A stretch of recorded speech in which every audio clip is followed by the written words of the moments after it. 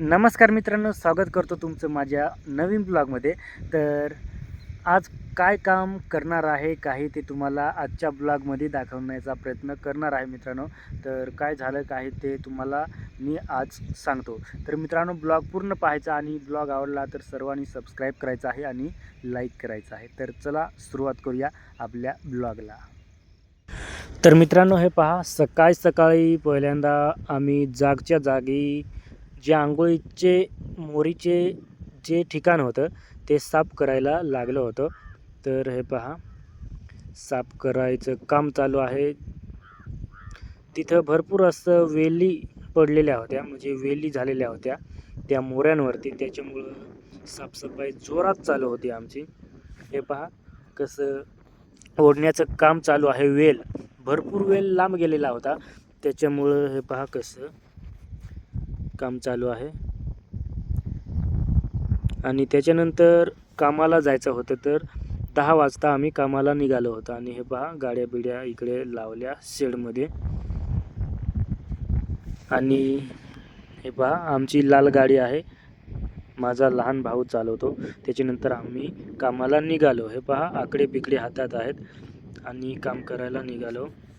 त्याच्यानंतर थोडा वेळ झाला आणि भूक लागली, त्याच्यामुळे हे पहा, पतंजली बिस्किट पुढे आणले आणि मस्तपैकी खाण्याचा टाईम झाला. आणि सर्व मित्र जे आहेत ते खायला सुरुवात केली. हे पहा, आम्ही एकदम मस्तपैकी भूक लागली होती, त्याच्यामुळं हे पहा बिबीट खाण्याचा प्रयत्न करतो आणि खायला सुरुवात करतो.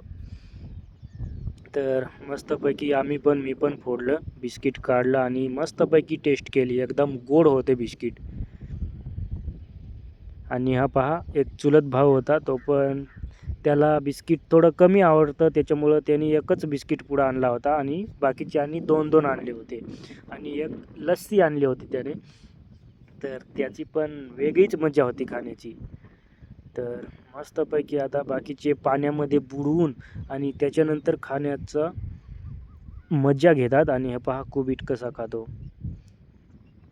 आणि हे पहा तिकडं लस्सी पण त्याने पण फोडली माझ्या चुलत भावाने. हे पहा, तर त्याला लस्सी प्यायला खूप आवडते, त्याच्यामुळे त्याने लस्सी आणली.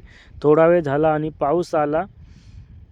दुसऱ्या दिवशी पाऊस आला. आणि हे पहा, दुसऱ्या दिवशीचं दृश्य हे आहे, कारण एका दिवशी तिथं आम्ही ब्लॉग कट केला. त्याच्यानंतर टाईम झाला, संध्याकाळ पडली, त्याच्यामुळे दुसऱ्या दिवशी गेलो आणि दुसऱ्या दिवशी जोरात पाऊस पडला.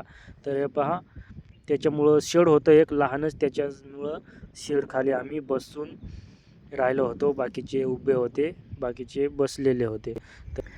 तर मित्रांनो, ब्लॉग कसा वाटला कमेंट करून नक्की सांगा. आणि जो कोणी नवीन असेल त्यांनी चॅनलला सबस्क्राईब करायला विसरू नका. तर मित्रांनो, आजच्या ब्लॉगमध्ये एवढंच. जय हिंद, वंदे मातरम.